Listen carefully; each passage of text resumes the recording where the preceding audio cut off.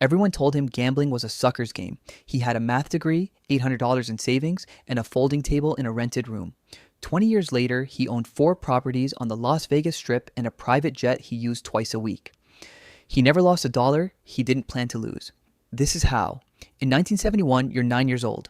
Henderson, Nevada. 40 minutes from the Strip, but it might as well be a different planet. Your dad drives a delivery truck for a linen supply company. He irons his uniform every Sunday night. The house smells like fabric softener and quiet stress. There's no gambling in your house. Your mom calls it the devil's tax. But every Saturday, your uncle drives you to the Strip to watch people, not to gamble, just to watch. He says, look at their faces when they sit down. Look at their faces when they stand up. You look. You don't have words for what you're seeing yet, but you're seeing it. In 1978, you're 16. Your high school math teacher is a former actuary named Mr. Devlin. He's the only teacher who doesn't seem bored. He teaches you expected value before he teaches you anything else. He puts a coin flip on the board. You flip it 10 times, you'll get roughly 5 heads. You flip it 10,000 times, you'll get almost exactly 5,000. The law of large numbers. He calls it the most powerful idea in mathematics. You write it down. You think, that's not just math, that's a business model. In 1982, you're 20. UNLV, math major, 3.1 GPA. You get a part-time job as a chip runner at the Stardust. $12 an hour. Your job is to carry chips from the cage to the pit. That's it. But the pit is everything. You watch the floor managers. You watch how they treat the losing players differently from the winning ones. Losing players get free drinks faster. Losing players get a hand on the shoulder, a warm smile, a comp to the buffet. Winning players get nothing until they start losing. You ask a floor manager why. He looks at you like you asked why water's wet. He says, we're not in the gambling business. We're in the hospitality business. You write that down too. In 1985, you graduate. Your parents want you to apply to insurance companies, actuarial positions, something stable. You take a job as a junior analyst for a casino consulting firm in downtown Las Vegas. Salary, $24,000. Your job is to audit slot machine payout percentages and flag anomalies. You are now legally paid to understand exactly how casinos extract money from human beings. You stay late every night for 2 years. Not because you're told to, because the data is the most interesting thing you've ever seen. By 1987, you understand something most people in the industry never articulate clearly. A casino has 2 products. The first product is the game. The second product is the feeling. The game is math. The feeling is architecture, lighting, sound, temperature, time distortion, free alcohol, the weight of a chip in your hand. The game is almost irrelevant. Nobody comes back for the math. They come back for the feeling. The best casinos sell the feeling so well that people forget they're paying for it. You decide you want to build the best version of that machine that has ever existed. In 1991, you're 29. You've saved $180,000 over 6 years. You find a property on Fremont Street, off the main drag, 6,400 square feet, former restaurant space. The lease is $8,200 a month. You sign it. Your parents don't say much. Your mom asks if you thought about what happens if it fails. You say yes. You have. You have a spreadsheet. The spreadsheet says you can survive 18 months at zero revenue before you run out of money. You need 6 months to break even. You have a 12-month window of margin. You sign anyway. You spend 4 months on the build out before a single machine goes in. This is the decision most first-time casino operators get wrong. They buy equipment first, you buy the environment first, you fly to Reno and hire a lighting designer who normally does theater work. You hire a sound engineer who has done concert halls. You spend $22,000 on the ceiling alone. Not chandeliers, not neon. Just the right ceiling height, the right acoustic tile, the right ambient warmth. You remove every clock from the building, you brick over 2 windows, you install a ventilation system that keeps the air at exactly 68 degrees. You read a study that says cooler air and slightly elevated oxygen keep people alert and comfortable longer. You installed the system before you read the study. Your instincts and the data agreed. February 1992, you open. First night, 34 people walk through the door. Revenue, $4,100. You stand at the edge of the floor and watch a retired postal worker from Tucson sit at a video poker machine for 2 hours.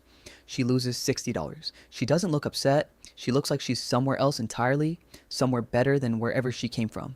You think, that's the product, not the machine, that. The first full year, 1993, revenue is $890,000. Net profit after lease, staff, licensing, and debt service, $67,000. You pay yourself $38,000. You reinvest the rest. You hire a psychologist named Dr. Karen Wells as a part-time consultant. Her specialty is behavioral addiction. You're not hiring her to help problem gamblers. You're hiring her to understand them. She tells you the most important word in your business is not odds or house edge or volatility. The most important word is near miss. A near miss is when the third cherry stops one position below the pay line. The player didn't win, but their brain registered something close to winning. Dopamine release is almost identical to an actual win. The near miss is what brings them back. You ask her how to engineer more of them. She pauses for a long time. Then she tells you. You pay her $400 a month for 3 years. By 1995, you own 2 properties. The second one is in a strip mall in North Las Vegas, 4,100 square feet. Neighborhood spot, regulars. The floor manager calls the regulars by their first names and knows what they drink. Average customer visit, 4 times a month. Average monthly spend per regular, 210. You have 340 regulars. You do the math. You don't need whales. You need consistency. You need the person who comes in every Tuesday after work and stays for 90 minutes and loses $50 and goes home feeling like they did something for themselves. That person, multiplied by 300, is a more reliable business than one high roller who might not come back. In 1998, the strip is changing. MGM, Mirage, Bellagio. Steve Wynn is spending $1.6 billion on a single property. The strip is becoming a theme park. You're not competing with that. You can't. You go the other direction entirely. You lease a third property in Summerlin, a suburb, upper middle class neighborhood. Dentists, contractors, real estate agents, people with disposable income and nowhere interesting to spend a Tuesday night. You design it to look like a gentleman's club, not a casino. Dark wood, low lighting, jazz on the speakers. The slot machines are there, but they're almost incidental. People come because it feels exclusive. Because you need to know someone to get a table at the poker room on Thursdays, you create a waiting list. There's no waiting list, you just tell people there is. By the time they get in, they feel like they've already won something. By 2001, you have 3 properties, annual combined revenue, $4.4 million, and you hire a CFO, you hire an operations director, you take your first real vacation in 9 years, 10 days in Portugal, you bring a notebook, you spend half the trip writing down every environmental detail of every restaurant and bar you visit. What makes a person feel comfortable? What makes them stay longer? What makes them come back? You fill 43 pages, you fly home early. In 2003, your Summerlin property gets written up in the Las Vegas Review-Journal as one of the best neighborhood casinos in the valley. The article calls the atmosphere sophisticated.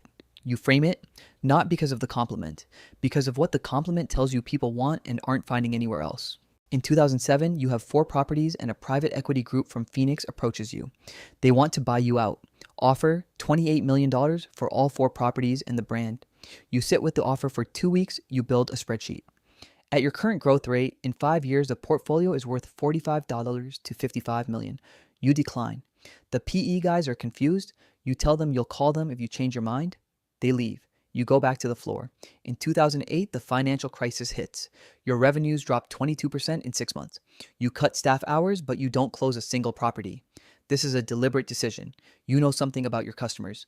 When the economy is bad, people with gambling problems gamble more, not less. Escapism is countercyclical. You're right. By mid-2009, your numbers are recovering. 2 of your competitors in the same market close permanently. In 2012, you start paying attention to online gambling. Nevada becomes the first state to legalize online poker. You apply for a license, you hire a 6-person tech team, you build a platform. It takes 18 months and $2.1 million. Your first month online, 800 registered accounts. Revenue, $31,000. Pathetic compared to your physical floors. But you notice something. Your online players are playing at 2 a.m. on a Wednesday. They're playing from places your physical locations could never reach.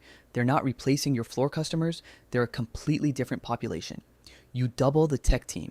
By 2016, the online platform has 140,000 registered users. Annual online revenue, $8.3 million. You sell 2 of your 4 physical properties. You put the money into servers, compliance infrastructure, and a marketing budget. You hire a data scientist named James Park. He's 26, just finished his PhD at Stanford. His dissertation was on behavioral prediction models. You double his salary offer on the first call. He starts 2 weeks later. Within 8 months, James has built a model that predicts with 73% accuracy which players are approaching a high-loss session before it happens. You use the model to trigger automated interventions. Not for ethical reasons.